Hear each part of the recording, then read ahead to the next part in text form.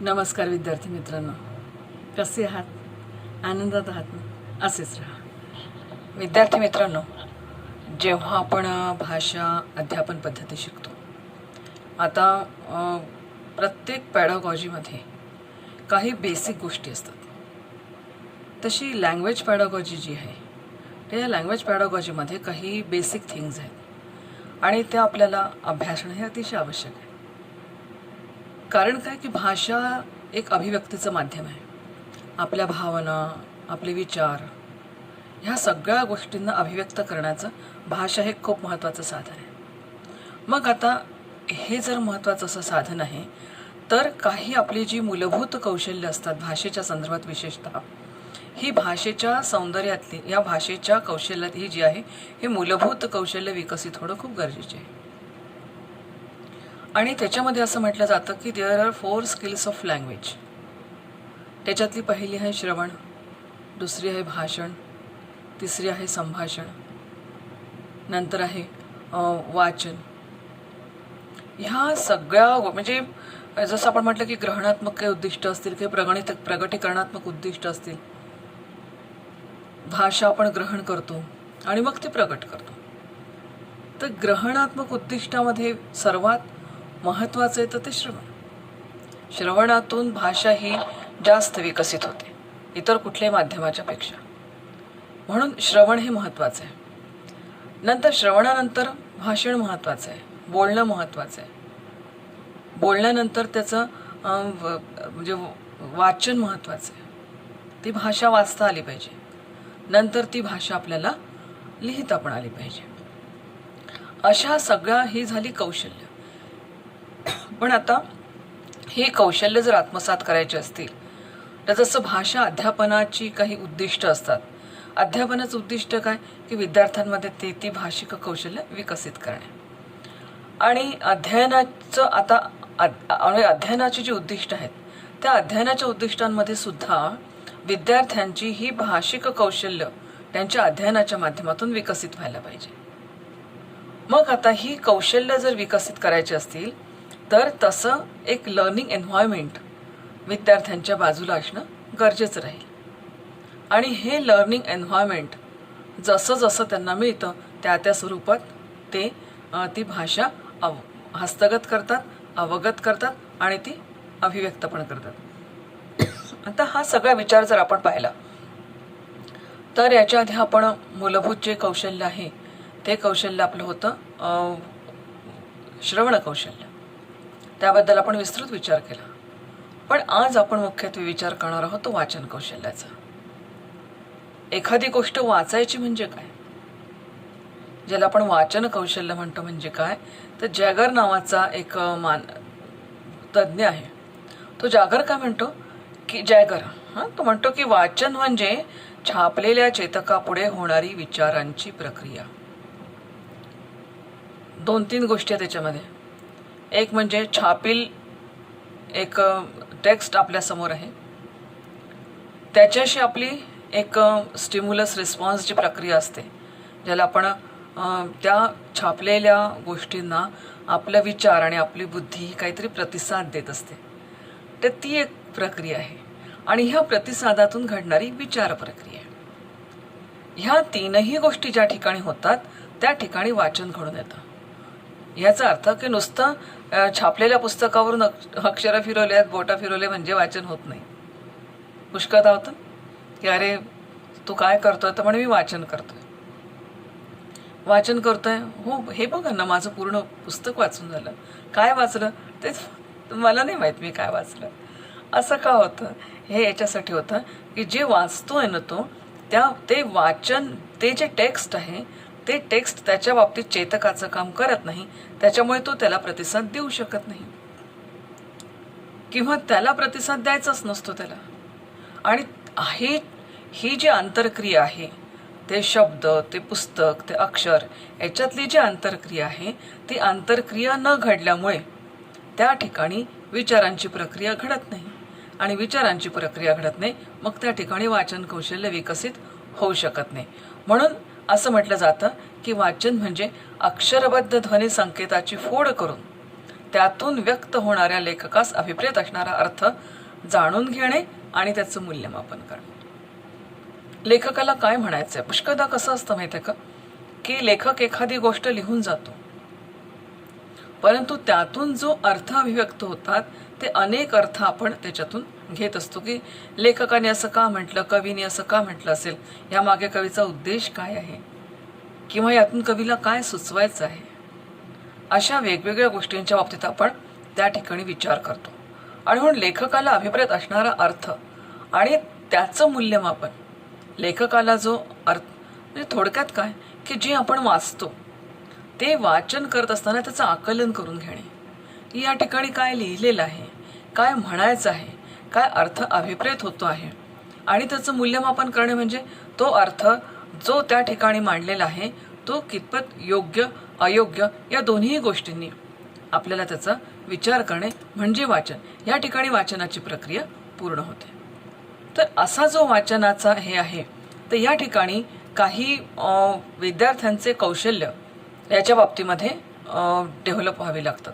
उदाहरणार्थ, जसं माध्यमिक हे असेल, स्तर असेल विद्यार्थ्यांचा, तर ह्या माध्यमिक स्तरावर कोणकोणती कौशल्य विकसित व्हायला पाहिजे, कोणकोणत्या क्षमता विकसित व्हायला हव्या, तर याचं महत्त्वाचं आहे, की जसं उदाहरणार्थ माध्यमिक स्तरावर तो वेगवेगळे शब्द वाचू शकतो किंवा शब्दांच्या समूहाचं वाचन करू शकतो. दृष्टिक्षेपात जास्तीत जास्त शुद्ध वाचतो, म्हणजे शब्दसमूहाचं वाचन तर करतोच आहे, परंतु तो जास्तीत जास्त शुद्ध वाचण्याचा सुद्धा प्रयत्न करतोय. नंतर प्रारंभिक जे अक्षरं असतात त्या अक्षरावरून जो शब्दगट असतो त्या शब्दगटाचा अर्थ तो ओळखू शकतो, वाक्यांचा अर्थ तो ओळखू शकतो, शब्दगटांचा अर्थ तो ओळखू शकतो. ही त्याची वाचन कौशल्य आणि वाचन क्षमता जी विकसित व्हायला पाहिजे अध्ययनातून, त्या संदर्भात आपण विचार करतोय. नवीन किंवा अपरिचित शब्द असतील त्याचे संदर्भ जाणून घेणं ही सुद्धा त्याची एक वाचन क्षमता आहे. आता ही वाचनाची क्षमता आहे, पण वाचनाचं आकलनही व्हायला पाहिजे. नुसतंच वाचून नाही चालणार ना, वाचनाचं आकलनही व्हायला पाहिजे. मग हे आकलन जर व्हायचं असेल तर ह्या आकलनाच्या दृष्टिकोनातून काही त्याची शाब्दिक कौशल्य त्याच्यामध्ये येतात, आणि त्यात प्रामुख्याने त्यांनी जो वाचलेला मजकूर आहे किंवा जी घटना आहे, जी संज्ञा आहे, जी संकल्पना आहे किंवा जे तथ्य त्या ठिकाणी मांडलंय ते आहे तसं जाणून घेणं, म्हणजे त्या शब्दाला आहे तसं जाणून घेणं, हे एक त्याचं वाचनाचं किंवा आकलनाचे कौशल्य, वाचन आकलनाचं कौशल्य आहे त्याचं, की जे तो वाचतो आहे त्याच्यामध्ये कुठेही, म्हणजे त्यांनी जो मजकूर वाचला असेल, जी घटना वाचली असेल किंवा जी संज्ञा वाचली असेल, त्याच्यामध्ये कुठेही आहे त्या स्वरूपात तो ती गोष्ट मांडू शकतो किंवा जाणू शकतो. हे वाचनाच्या आकलनाचं कौशल्य आहे. बरं, दुसरं काय, की तो जे वाचतो आहे त्या वाचण्यामध्ये काही घटना दिलेल्या असतात, काही घटनाक्रम असतात. जसं ते इतिहासाचं वाचन करत असेल तर खूप साऱ्या घटना आणि सणावळी तिथे येतात. मराठीचं वाचन करत असेल किंवा मराठीचं एखादा ज्याला आपण म्हणूया की प्रवास वर्णन तो वाचतोय, वेगवेगळी गावं येतील, वेगवेगळी घटना येतील, वेगवेगळे प्रसंग येतील, ह्या सगळ्यांचं वाचन त्याला करावं लागतं. आणि हे सगळं वाचन करत असताना त्या घटनेचा क्रम त्याला लावता आला पाहिजे, तर त्यांनी ते वाचनातून आकलन केलंय असं आपल्याला म्हणता येईल. म्हणून एक विद्यार्थ्यांचं अध्ययन कौशल्य, वाचनाचं अध्ययन कौशल्य जर विकसित करायचं असेल तर त्याचं आकलन कौशल्य विकसित करावं लागेल. पहिल्यांदा तर त्याच्या सगळ्या ज्या क्षमता ज्या आहेत, वाचन क्षमता, त्या वाचन क्षमता आणि कौशल्य हे तर विकसित करावं लागेलच, परंतु वाचनाचं जे आकलन असतं, कारण वाचन नुसतं वाचून सोडून नाही देता येत ना, त्याचं आकलन करून घ्यावं लागतं. तर हे आकलन कौशल्यसुद्धा त्याचं विकसित झालं पाहिजे. या आकलन कौशल्यामध्ये जसं एक तार्किक आकलन त्याचं होणं खूप गरजेचं असतं. कसं, की वाचलेला जो आशय आहे किंवा वाचलेला जो मजकूर आहे त्या मजकुराचा अर्थ त्यांनी जाणून घेतला पाहिजे. नुसतं वाचनाचं जागी राहिलं तर त्याला काहीच अर्थ नाही राहणार. पण त्यांनी जे वाचलं आहे त्या वाचनातून त्याला तर्क काढता आला पाहिजे, किंवा त्या वाचनातून ते जे तिथे मजकूर दिलेला आहे त्याच्यातून अर्थ त्याला काढता आला पाहिजे. पुन्हा कसं असतं की त्या मजकुरामध्ये काही वस्तुस्थिती नमूद केलेली असते, काही घटना नमूद केलेल्या असतात, काही संज्ञा असतात, काही संकल्पना असतात. त्याचे एक वर्गीकरण त्या ठिकाणी त्याला करता आलं पाहिजे. जसं उदाहरणार्थ की एखादी वस्तुस्थिती आहे किंवा एखादा प्रसंग, आयुष्यातला प्रसंग लेखकाने तिथे नमूद केला असेल, तर त्या प्रसंगाचं पूर्ण विश्लेषण तो करू शकला पाहिजे.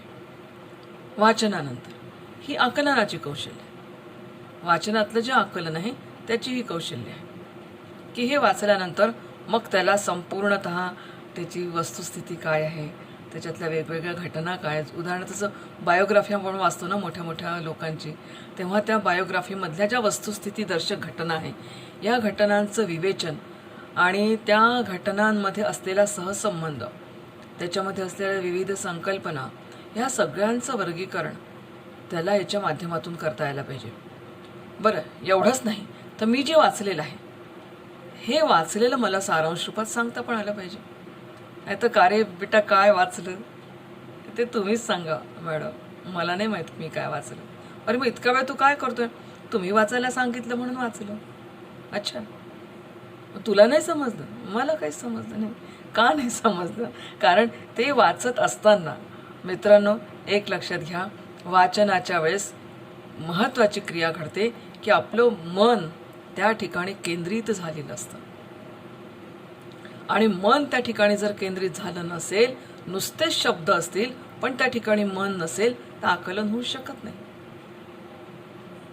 म्हणून जेव्हा एखादा विद्यार्थी तुम्हाला म्हणतो ना की मला हे काहीच नाही समजलं सर, वाचलं पण मला समजलं नाही, कारण तुझं मन त्या ठिकाणी आणलं नव्हतं. तुझं मन आणतं त्या ठिकाणी आणि त्याचा अर्थ जाणून घे, त्याला विश्लेषण कर, त्यातल्या संज्ञा काढ, त्याचं वर्गीकरण कर. ह्या सगळ्या गोष्टी त्या आकलन कौशल्यामध्ये येतात. दुसरं कसं आहे की ह्या मजकुराचा जो वाचलेला मजकूर आहे त्याचा अर्थही लावता आला पाहिजे. की विशिष्ट घटना प्रसंग मी वाचले, पण ह्या घटना प्रसंगातून लेखकाला किंवा कवीला नेमकं काय म्हणायचं आहे, त्या मजकुराचा अर्थ काय. कारण मराठी भाषा लवचिक आहे, तुम्हाला माहिती आहे. एक जरी शब्द म्हटला तरी त्याचे अनेक अर्थ निघतात.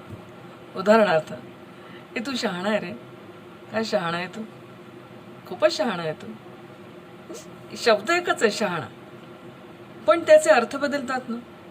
त्याचे स्वराघात, त्याचे बलाघात, म्हणजे ह्या सगळ्या गोष्टींनी त्याचे अर्थ बदलतात. आणि हे अर्थ बदलत असल्यामुळे त्याचा अर्थ, नेमका अर्थ काय आहे त्या ठिकाणी हे जाणून घेता आलं पाहिजे त्याला. आणि हे एवढंच नाही तर जो त्या ठिकाणी आशय त्या पुस्तकामध्ये मांडण्यात आलेला आहे, या आशयाची पुनर्मांडणी सुद्धा त्याला करता आली पाहिजे. हे वाचन कसं करायचं या दृष्टिकोनातून हे विवेचन खूप महत्त्वाचं आहे. आणि तुम्हाला माहीत आहे की एखाद्या पुस्तकाचं आपण वाचन करतो तर ही सगळी प्रॅक्टिस तुम्ही फर्स्ट इयरमध्ये केलेली आहे. Reading and reflecting on text नावाचं जे आपलं वर्कशॉप झालं, त्या वर्कशॉपमध्ये तुम्ही याचा सगळा सराव केलेला आहे की एखादं पुस्तक वाचायचं म्हणजे काय करायचं, तर त्याच्या आशयाची मला पुनर्मांडणी करता आली पाहिजे. नंतर त्याच्यामध्ये जो मजकूर दिलेला आहे, कसं असतं ना की एक संपूर्ण जरी आपण टेक्स्ट डोळ्यासमोर धरला तरी तो जो मजकूर असतो त्या मजकुरामध्ये कुठेतरी परस्परांशी सहसंबंध असतो. आणि हा सहसंबंध असतो म्हणून एक घटना, प्रसंग किंवा ज्याला आपण म्हणूया वस्तुस्थिती, ह्या सगळ्याचा एक प्रत्यक्ष क्रम त्याच्यामध्ये दिलेला असतो. आणि ह्या प्रत्येक क्रमामध्ये किंवा प्रत्येक घटना, वस्तुस्थिती, व्हॉटेवर, त्याच्यामध्ये एक अंतर्गत सुसंगती अशी असते. विसंगत कुठेही काही नसतं. म्हणून ही सुसंगती आपल्याला वाचता आली पाहिजे. वाचता आली पाहिजे म्हणजे या सुसंगतीचा आपल्याला अर्थ लावता आला पाहिजे. किती महत्त्वाच्या त्या गोष्टी. वाचून नुसतं सोडून नाही देता येणार. ही वाचनाची कौशल्य आणि ही जबाबदारी आहे भाषेच्या शिक्षकाची की आपल्या विद्यार्थ्यामध्ये वाचन कौशल्य हे असं म्हणजे विकसित व्हायलाच हवं. ह्या दृष्टीने हा जो सगळा मजकूर आहे, या मजकुराचा पूर्ण तपशील त्याला मांडता यावा, मजकुराचं पूर्ण आकलन त्याला व्हावं किंवा मजकुराचं पूर्ण असं त्याला सहसंबंध त्याला मांडता यावा. बरं, आता कसं असतं की जेव्हा तो वाचन करतो तेव्हा मराठी भाषेमध्ये काय होतं की वाच्यार्थाबरोबर लक्षार्थसुद्धा तिथे असतात. अनेक प्रकारचे लक्षार्थ असतात. म्हणजे लक्षार्थ म्हणजे काय की एक शब्द आहे, शब्दशः अर्थ वेगळा आणि त्याचा लक्षार्थ वेगळा, त्यातून ध्वनित होणारा म्हणजे ध्वन्यर्थ ज्याला आपण म्हणतो हा वेगळा. म्हणून याच्यातले जे वाच्यार्थ आहे ते वाच्यार्थ आणि त्यातून लक्षार्थ या दोन्हीही गोष्टी त्याला समजल्या पाहिजे. म्हणजे कसं की म्हणजे एक जसं भीष्मांना गंगे असं म्हणतात, असं जर असेल तर गंगेय म्हणतात हे झालं वाच्यार्थ, पण गंगेय का म्हणतात हा झाला लक्षार्थ. त्यातून काय ध्वनित होत आहे. तर ह्या सगळ्या गोष्टी वाचन कौशल्यामधून विकसित व्हायला हव्या. मग आता याच्यासाठी तुम्ही काय करू शकता, म्हणजे याच्यासाठी विद्यार्थ्यांमध्ये आपण नेमक्या काय कृती करू शकतो. तर आपण जर त्यांना विद्यार्थ्यांना कृती करायला सांगितली तर त्यांना परिच्छेद वाचायला द्या. त्यांना त्या वाचायला किती वेळ लागतो ते पहा. त्याशी पुटपुटून वाचतात आहेत की मनातल्या मनात वाचतात आहेत हे तुम्ही बघा. त्यांचा वाचनाचा वेळ आणि वाचनाचा वेग या दोन्ही गोष्टी जमतात आहेत का, त्यांना तो शब्दार्थ समजतोय का, पुस्तकातली नेमकी माहिती त्यांना कळते आहे का, विषयातील तांत्रिक शब्द त्यांना माहिती आहे का. ह्या सगळ्या गोष्टींचं एक कौशल्य त्यांच्यामध्ये विकसित व्हायला पाहिजे. मग आता ह्या वाचनाचे प्रकार कोणते. आता वाचन कौशल्य विद्यार्थ्यांच्या अध्ययनातून वाचन कौशल्य जर त्यांचे विकसित करायचं असेल किंवा विकसित व्हायचं असेल तर त्याचे वाचनाचे प्रकार काय आहे हे सुद्धा आपल्याला समजणं गरजेचं आहे. म्हणून वाचनाचे जे प्रकार आहेत ते म्हणजे ज्याला आपण म्हणूया वैयक्तिक वाचन, ज्याला अनुपठन असं आपण म्हणतो. आणि ह्या अनुपठनाचे मुख्य उद्देश आहेत की त्या शब्दामध्ये त्या वाक्यामध्ये जी लिपी आहे, जे चिन्ह आहे, जे ध्वनींचे योग्य उच्चारण आहे ते उच्चारण करायला त्याला शिकवणे. कारण अनुपाठन हे सस्वर पठन आहे. याला सस्वर पठन असं सुद्धा म्हणतात. जे ज्याला आपण म्हणतो प्रगट वाचन, जे तुम्ही आत्तापर्यंत हे केलं असेल तर प्रगट वाचन, सस्वर वाचन. आणि ह्या वाचनाचा मुख्य उद्देश असा आहे की विद्यार्थ्यांना वेगवेगळे विरामचिन्ह समजतात का, याची दखल तो घेतो का, विरामचिन्हांची दखल तो घेतो का, काही असं योग्य उच्चारण तो करतो का, आणि ह्या सगळ्या माध्यमातून त्याचं वाचन हे प्रभावपूर्ण होत आहे का हे आपल्याला त्या ठिकाणी बघावं लागतं. आणि त्याच्यामधून मग त्याचं ते पाठांतरा त्यात ह्या सगळ्या पठणातून त्याच्या आकलनाला त्याला मदत म्हणजे करणं हे सुद्धा एक महत्त्वाचं काम आहे. जरी अध्ययन कौशल्य वाचन कौशल्याअंतर्गत आपण विचार केला तरी कुठेतरी बरं.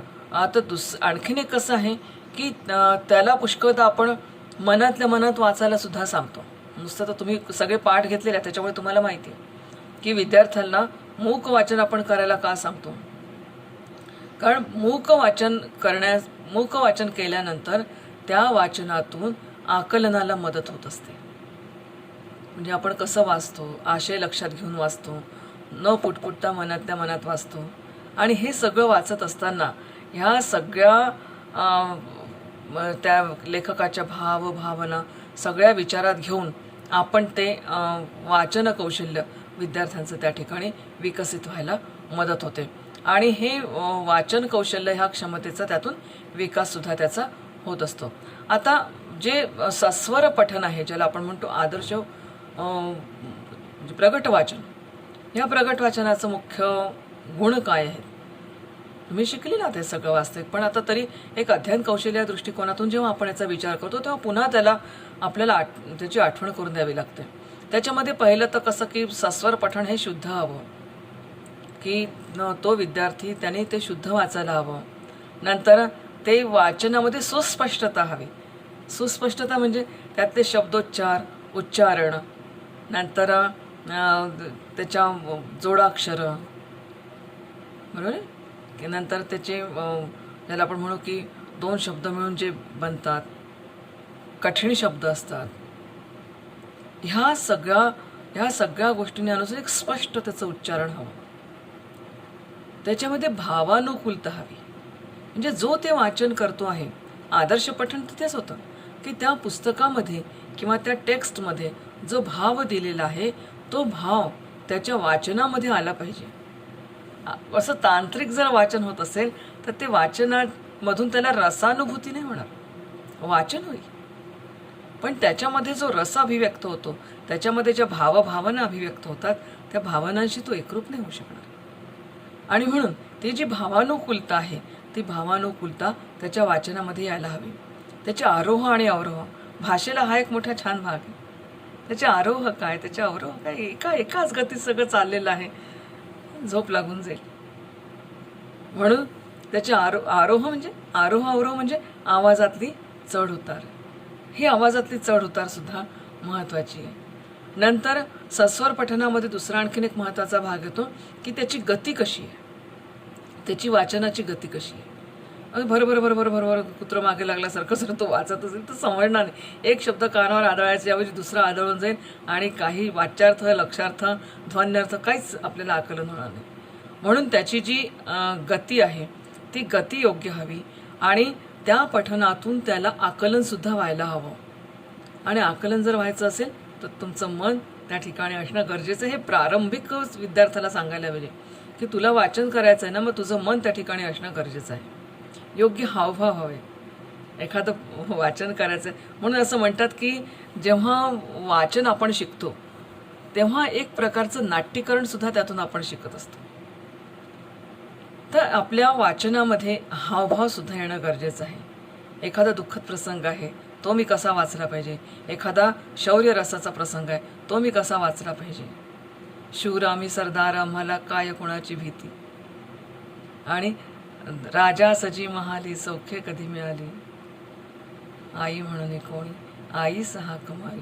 या प्रत्येक याच्यामध्ये भावभावना बदलतात आणि या भावनांची अभिव्यक्ती वाचनामध्ये येणं खूप गरजेचं आहे. मग आता बलाघात असतो. बलाघात म्हणजे काही शब्दांवर आपण विशेषत्वाने आघात देतो, त्याच्यामुळे त्या शब्दाला अर्थ प्राप्त होत असतो.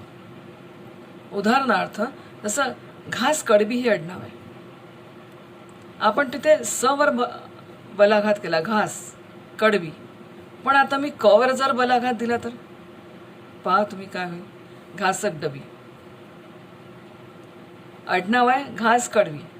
मग ही घास कडवी योग्य ठिकाणी जर बलाघात दिला तर ते नाव बरोबर विद्यार्थ्यांपर्यंत पोहोचणार, नाहीतर आडनावांमध्ये सुद्धा गडबड होऊन जाणार. एक उदाहरण आहे. म्हणून कोणत्या ठिकाणी बलाघात द्यायचा तर त्या बलाघातामुळे त्या शब्दाचा अर्थ आपल्याला समजण्यात मदत होते. याचं हे सुद्धा कौशल्य त्याचं त्यातून विकसित व्हायला पाहिजे. आणि त्याची लय कशी असायला हवी. बघा, भाषेतून जशी एक नृत्यातून जशी शरीराला लय मिळतो ना, भाषेतून मनाला लय प्राप्त होत असतं. लय म्हणजे एक प्रकारचा गती. म्हणून ही भाषा अंतर्गत वाचन करत असताना कशी लय आहे त्याची वाचण्यातली, एकाच लयीत तो म्हणतोय का की अगदी भावपूर्ण तो वाचन करतो आहे, हे सगळं महत्त्वाचं आहे. म्हणून मग आता विद्यार्थ्यांच्या दृष्टिकोनातून जर आपण विचार केला तर त्या वयाच्यातले त्या टेक्स्टमधले लिपीचिन्ह असतील, ध्वनीचं उच्चारण असेल, ह्याचं ज्ञान आणि कौशल्य त्याला ह्या वाचनातून प्राप्त होत असतं. आता ही एक थोडीशी मूकवाचनाची सुद्धा, सस्वर पठन हे थोडंसं मूकवाचनाची सुद्धा पूर्वतयारी असते बरं का. कारण हे जर तुमचं व्यवस्थित झालं तर मग पूर्वतयारी तुमची मूकवाचनाची सुद्धा होते.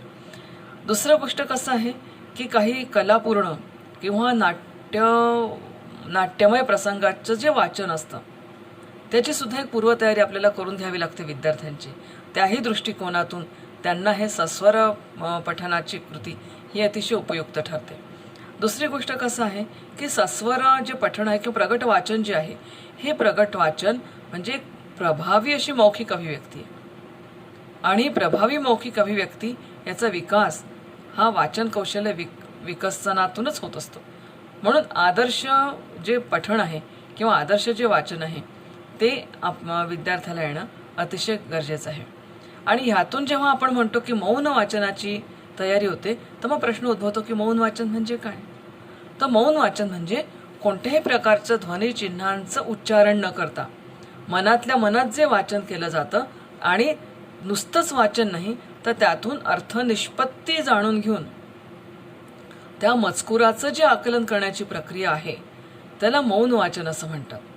म्हणजे मनातल्या मनात वाचायचं, त्यातली अर्थनिष्पत्ती जाणून घ्यायची आणि त्या मजकुराचं आकलन करायचं, याला आपण म्हणतो मौन वाचन. जे की आता तुम्ही आजही तुम्ही जेव्हा पुस्तक अभ्यासाचं डोळ्यासमोर ठेवता तेव्हा मौन वाचन करता, आणि मौन वाचन करत असताना त्यातला अर्थ जाणून घेता, नंतर हे अर्थ जाणून घेतल्यानंतर त्याची अर्थनिष्पत्ती करता आणि त्या मजकुराचं आकलन करण्याचा सुद्धा तुम्ही प्रयत्न करता. ही प्रत्येकाची स्ट्रॅटेजी वेगवेगळी असू शकते की या विशिष्ट मजकुराचं आकलन मी कसं करावं, परंतु मजकुराचं आकलन करणं, त्याची अर्थनिष्पत्ती करून घेणं हे बेसिकली महत्त्वाचं आहे.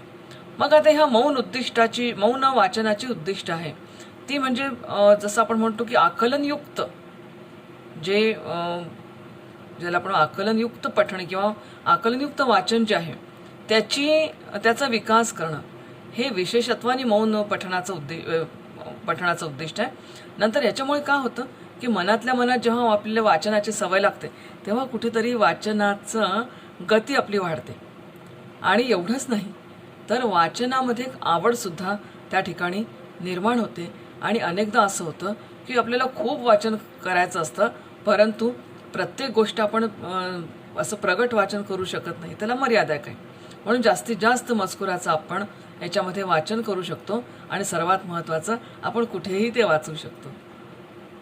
तुम्ही रस्त्याने जाऊन मोठ्या मोठ्याने वाचत बसते तर लोक म्हणतील काय झाले ना, पण आपण मौन पठण मात्र कुठेही वाचू शकतो. आणि याचं पुनर्वाचन केव्हाही तुम्हाला फुरसतीचा वेळ असो, तुम्हाला ज्ञानाला अनुकूल एखादं स्थान आहे असं वाटलं तिथे सुद्धा जाऊन आपण वाचन करू शकतो. म्हणून तुम्ही पहा की मोठमोठ्या मंदिरांच्या ठिकाणी लोक छान तिथे पठण करत असतात, चांगल्या स्तोत्रांचं पठण करतात, स्क्रिप्चर्सचं पठण करतात. ते कशासाठी? कुठेही वाचता येतं, त्याचं आकलनसुद्धा आपल्याला चांगलं होतं. म्हणून मग आता हे सगळं सगळे वाचनाचं जे आहे, जसं स्थूल वाचन आहे किंवा सूक्ष्म वाचन आहे, आता पूरक वाचनसुद्धा आहे. नंतर जसं सखोल ज्ञान प्राप्त करण्यासाठी आपण काही पूरक वाचनसुद्धा आपण त्या ठिकाणी करत असतो. तर पूरक वाचनसुद्धा त्या ठिकाणी विद्यार्थ्यांना देऊन त्यांची वाचनाचं जे कौशल्य आहे ते आपल्याला विकसित करता येईल. वाचन तर जायचं त्यालाच करायचं आहे, त्याच्यामुळे वाचाल तर वाचाल. मग आता या वाचनाचे फायदे काय आहे? तर सर्वात महत्त्वाचं म्हणजे वाचन हे ज्ञानप्राप्तीचं सर्वात महत्त्वाचं साधन आहे. मी तर म्हणते की ज्ञानाचं भांडार आहे वाचन म्हणजे. पण आता वाचन संस्कृती खूप कमी झाली. मी तर म्हणते लयाला चालली की काय असं वाटायला लागलं आहे. कारण प्रत्येक गोष्ट आजकाल आपण गुगल टीचर झालो, गुगल डॉक्टर झालो, गुगल कुक झालो, तसं गुगल स्टुडंट पण झालो. आता कोरोनाने आपल्याला गुगल स्टुडंट पण बनवून टाकलं, इंटरनेट स्टुडंट बनवलं आपल्याला. सगळ्या गोष्टी ऑनलाईन, शिकवायचं सुद्धा ऑनलाईन है ना, ऐकायचं सुद्धा ऑनलाईन, आकलन करून घ्यायचं. फरक पडतो या प्रत्यक्ष इंटरॅक्शन्समध्ये आणि याच्यामध्ये खूप फरक पडतो. परंतु वाचन जे आहे ते प्रत्यक्ष आपला आणि त्या पुस्तकाचा इतका जवळचा संबंध असतो की त्याच्यामुळे अक्षरशः ज्ञानप्राप्तीचं सर्वात महत्त्वाचं साधन या ठिकाणी याला म्हटलेलं आहे, वाचनाचा जो फायदा म्हटलेला आहे. नंतर कसं आहे की आपल्याला खूपदा कसं असतं की खूप फुरसतीचा वेळ असतो. या फुरसतीच्या वेळेस काय करावं, तर वाचनासारखा दुसरा मित्र नाही, पुस्तकांसारखे दुसरे मित्र नाही आहेत. पुस्तक हा सर्वात चांगला मित्र आपला असा आहे की तो त्याच्यात जे असेल तेच तो देईल. त्याच्या व्यतिरिक्त अर्थ काढाल तो तुमचा असेल, तो तुम्हाला रिफ्लेक्ट नाही करून देत. सर्वात चांगला मित्र आपला म्हणजे वाचन हे सर्वात चांगलं गोष्ट फुरसतीच्या काळामध्ये ठरू शकते. आता सध्या हा जो काळ आहे, आपण घरात बसून आहोत, सगळेजण बोर झालेलो आहेत. अशा वेळेस वाचन हे किती मनाला अशी उभारी देऊन जातं. म्हणून चांगल्या चांगल्या गोष्टींचं वाचन करणं, काही चांगल्या थिंकिंग्स, काही चांगले थॉट्स आहेत, स्क्रिप्चर्स आहेत, याचं सगळं छान वाचन करणं, यातून एक मनाला उभारी त्या ठिकाणी प्राप्त होते. बरं, एवढंच नाही, वाचनातून आपल्या भाषेवर सुद्धा आपण प्रभुत्व घेऊ शकतो, भाषेवर प्रभुत्व घेऊ शकतो. नंतर काही सामाजिक आपलं संप्रेषण जे असतं, आपण इतर लोकांशी काही कम्युनिकेशन करत असतो, या कम्युनिकेशनमध्ये सुद्धा ही वाचन ही क्रिया अत्यंत महत्त्वाची ठरते. कारण त्याच्यामधून तुमची शब्दसंपदा वाढते, नंतर त्यातून तुमची वाक्यसंपदा वाढते. ह्या सगळ्यामधून सामाजिक संप्रेषणासाठी ते अत्यंत उपयुक्त ठरतं. आपले विचार किंवा आपले विचारांचं विकासाचं जे माध्यम असतं, विचार हे विकासांचं एक माध्यम आहे. ह्या विचारांवर योग्य संस्कार करण्याचं कार्य हे वाचनाच्या माध्यमातून घडत असतं. पुन्हा कसं आहे की वाचन हे लेखन कलेचा विकासासाठी अत्यंत उपयुक्त आहे. पुस्तकं, जास्तीत जास्त पुस्तकांची निर्मिती, पुस्तकाचा वाचक वर्ग जसा वाढतो तसं तसं त्याची निर्मिती वाढत असते.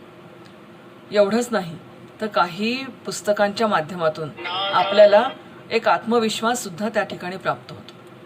आणि हा आत्मविश्वास प्राप्त झाला, आणि आत्मविश्वास कशामुळे प्राप्त होतो की त्याच्यामध्ये जे काही चांगले थॉट्स असतात, हे चांगले थॉट्स आपण त्याच्यातून प्राप्त करतो आणि आपला आत्मविश्वास वाढायला त्याच्यामधून मदत होते. मग नंतर येतं की आपल्या व्यक्तिमत्वाचा विकास हा वाचनातून होतो. आता असं का म्हटलेलं आहे? असं याच्यासाठी म्हटलेलं आहे की मानवाचा व्यक्तिमत्वाचा विकास हा जास्तीत जास्त त्याच्या मनाच्या विकासावर अवलंबून असतो.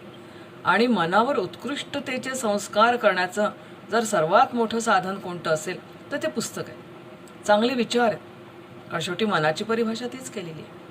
म्हणून चांगले विचार, चांगली पुस्तकं हे जर आपल्या ठिकाणी असतील तर मनाचा विकास होतो. आणि एकदा मनाचा विकास झाला की मग त्या ठिकाणी व्यक्तिमत्वाचा विकास व्हायला मदत होते. एवढंच नाही तर ह्या वाचनाच्या माध्यमातून आपल्याला विविध संस्कृतीचे परिचय होत असतात. अनेक संस्कृती आहेत, फक्त जिज्ञासा पाहिजे. सगळ्या जगातल्या सगळ्या संस्कृतीचा परिचय आपल्याला होऊ शकेल, फक्त थोडीशी जिज्ञासा आपल्याला त्या ठिकाणी लागेल. आणि म्हणून दुसरी गोष्ट कसं आहे की आपली जी वाङ्मयीन अभिरुची असते, या अभिरुचीचा सुद्धा विकास हा वाचनातून होत असतो. ह्या सगळ्या गोष्टींचा जर आपण विचार केला तर महाराष्ट्र शासनाने जी वाचनाचे उद्दिष्ट प्रगट केलेली आहे त्यात प्रामुख्याने आशयानुरूप वाचणे, कवितेतील भाव आशय लक्षात घेऊन वाचणे, योग्य गतीने चढा उतार सह कथा नाट्यसंवाद याचा मतितार्थ लक्षात घेऊन वाचणे, संवादात्मक भागाचे पात्रानुसार वाचन करणे, अशा प्रकारचे काही उद्दिष्ट आहेत जी प्रगट वाचनातून साध्य व्हायला पाहिजे. संवादात्मक भागाचे पात्रानुसार वाचन करणे, कवितांचा आस्वाद घेणे, अपरिचित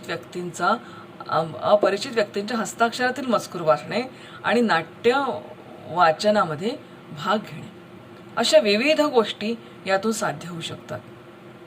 मूक वाचनातून खूप साऱ्या गोष्टी साध्य होतात. त्याच्यामध्ये प्रामुख्याने दृष्टिक्षेपात जास्तीत जास्त मजकूर घेऊन आपण वाचू शकतो. वाचनाची आपली गती वाढवू शकतो. वाचलेल्या भागाचा आशय, सारांश, मध्यवर्ती कल्पना, प्रसंग, भावना इत्यादी आपण समजून घेऊ शकतो. आणि एकाग्रतेने वाचण्याची सवय ही आपल्याला मूकवाचनातून लागते. आणि पुन्हा कसं असतं की सर्वात महत्त्वाचं आहे की आपल्या आनंदासाठी आपण मूक वाचन करतो, आनंदासाठी आपण वाचतो. आणि त्या वाचलेल्या भागावर काही उत्तरं आपल्यामध्ये, काही अनेक प्रश्न जेव्हा आपल्या डोक्यामध्ये पडतात तेव्हा त्या प्रश्नांची उत्तरं आपल्याला त्या वाचनातून मिळत असतात. पुन्हा कसं आहे की जे आपण वाचतो त्या वाचलेल्या भागातून आपण अनेक महत्त्वाच्या गोष्टींच्या नोंदी आपण आपल्याजवळ ठेवत असतो. म्हणून ह्या नोंदीसुद्धा वाचलेल्या भागांवर करणं अतिशय महत्त्वाच्या ह्या गोष्टी या ठिकाणी ठरतात. मग आता प्रगट वाचनाच्या ज्या म्हणजे पद्धती आहेत, आता त्या अध्यापनाच्या पद्धती म्हटल्यापेक्षा आपण अध्ययनाच्या की प्रगट वाचन हे अध्ययन कसं करू शकतात, तर त्याच्यामध्ये कसं असू शकतं की मुळाक्षर व अक्षर आणि वर्णपद्धती ह्याच्यानुसार ह्याचं योग्य पद्धतीने जर विद्यार्थ्यांनी अध्ययन केलं असेल तर मग त्याचं भाषिक विकास हा चांगला व्हायला मदत होते. पुन्हा कसं आहे की आपल्या म्हणजे गटानुसार त्या सगळ्या शब्दांचा आशय लक्षात घेणं, जसं की अननसाचा, आईचा, हे एक गटानुसार त्याचं ज्याला आपण म्हणतो अभ्यास आहे. आणि शब्दांच्या काही पट्ट्या जर त्यांनी शब्दांच्या पट्ट्यावरून तो वेगवेगळे शब्द तो शिकू शकतो. आणि हा प्रयोग फार सक्सेसफुल ठरतो. त्या वेगवेगळ्या शब्दपट्ट्या, जसं आंबा, एक पट्टी केली आंबा नावाची, दुसरी पट्टी केली गोड नावाची, तिसरी पट्टी केली आहे, अनेक पट्ट्या त्याच्या समोर टाकल्या आणि त्याला सांगितलं की तू शब्द त्याच्यापासून वाक्य तू तयार कर, तर तो ते वाचन त्या ठिकाणी खूप अत्यंत चांगलं करू शकतो. नंतर काही वाक्यपद्धती आहे की वाक्य वर्ण ह्याचं जे वाचन आहे, प्रसंग तो इतर लोकांच्या जीवनातले प्रसंग वाचून तो त्या ठिकाणी वाक्यरचना करू शकतो. काही ध्वनींचं वाचन तो त्या ठिकाणी करू शकतो. हे सगळं त्याचे अध्ययन, भाषेचं अध्ययन वाचनातून कसं तो करू शकतो आणि वाचनातून तो त्याचं अध्ययन कसं विकसित करू शकतो किंवा हे वाचन कला कशी विकसित करू शकतो. एखादी गोष्ट पहा त्यातून शिका, ह्या सुद्धा गोष्टी त्याच्यामधून असू शकतात. चित्र पहा आणि शिका, तक्ते पहा शिका, आलेख पहा आणि शिका, अशा अनेक गोष्टी असतात की त्याला ते वाचन कौशल्य त्याच्यामध्ये आपण विकसित करू शकतो. मग ह्या वाचन कौशल्याचं नेमकं स्वरूप कसं आहे, तर ह्या वाचन कौशल्याचं स्वरूप आहे की त्याला शब्दबोध होतो, त्याच्या वाचनाला दिशा मिळू शकते, पुन्हा त्याच्या दृष्टीचा आवाका हा वाचन कौशल्यामुळे वाढू शकतो किंवा वाढतोच. नंतर शब्दांचं उच्चारण नेमकं कसं असावं या गोष्टीवर तो फोकस करू शकतो किंवा ही गोष्ट त्याला आकलन होते. नंतर शब्दसंग्रह त्याचा वाढतो, हे खूप महत्त्वाचं आहे. तुमच्याजवळ शब्दसंग्रह असेल तर तुम्ही भाषा कोणतीही चांगली बोलू शकता. श्रवण चांगलं पाहिजे, शब्दसंग्रह चांगला पाहिजे आणि त्या शब्दसंग्रहाचं वाक्यात रूपांतर कसं होतं याची जाण पाहिजे. मग तुम्हाला जगातली कोणतीच भाषा आपल्याला कठीण नाही. म्हणून हे जे आहे हे वाचन कौशल्य विकसित करण्यासाठी अत्यंत महत्त्वाच्या अशा गोष्टी आहेत. मग आता निकोप वाचनाची सवय, जर असं वाचनाची सवय त्यांच्यामध्ये विकसित, पण ते निकोप असावं. मग कसं, तर त्यांना सांगावं लागेल की तुमच्यामध्ये आणि शब्दामध्ये असं योग्य अंतर ठेवून वाचा. इतकं असं जवळ ठेवून वाचण्याची गरज नाही, दिसणार पण नाही. पुस्तकाला असं मुडपू नका, योग्य रीतीने वाचा, योग्य प्रकाशात वाचा, अक्षर समजून घेऊन वाचा. पुष्कळदा पानांवर लिहिण्याची सवय असते, पण मला पुष्कळदा असं वाटतं की पानांवर लिहिण्याची सवय चांगली आहे, म्हणजे मला आवडते. कारण की नेमकं मी तिथे काय वाचलेलं, माझं इंटरप्रिटेशन मी तिथे लिहून ठेवलं ना की मला तो पूर्ण आशय लक्षात येतो. ठीक आहे, पण आता शास्त्रानुसार ती निकोप वाचनाची पद्धत नाही आहे, परंतु वाचलेल्या मजकुराचा त्या पुस्तकांच्या लेखकाच्या नावानिशी जर आपण संदर्भ त्यांना नमूद करायला सांगितले तर ती पण एक आणखीन महत्त्वाची बाब ठरते. मला आठवतो की आजही माझ्या स्वतःजवळ अशी एक डायरी आहे की ज्या डायरीमध्ये इतके वर्षापासून वाचलेले कोटेशन्स त्याच्यामध्ये लिहिलेले, त्याच्यामुळे बरोबर लक्षात येतं. म्हणून ही जी सवय आहे ही अतिशय चांगली आहे. मग आता प्रत्येक शब्दावर बोट ठेवून वाचायचं नसतं, हे त्याला आपल्याला सांगता आलं पाहिजे. वाचन कौशल्य विकसित करायचं त्याचं. म्हणून प्रत्येक शब्दावर त्यांनी बोट ठेवून वाचू नये. कुठे बोट ठेवून म्हणजे बोट न ठेवता वाचण्याची सवय सुद्धा लागली पाहिजे. आणि प्रत्येक जो मजकूर त्यांनी वाचलाय त्याच्यावर त्यांनी चिंतनसुद्धा करता आलं पाहिजे. आणि हे अशा गोष्टी जर घडल्या, मग आता पुन्हा कसं असतं की हे सगळं वाचन करत असताना त्याच्यामध्ये दोषसुद्धा निर्माण होतात.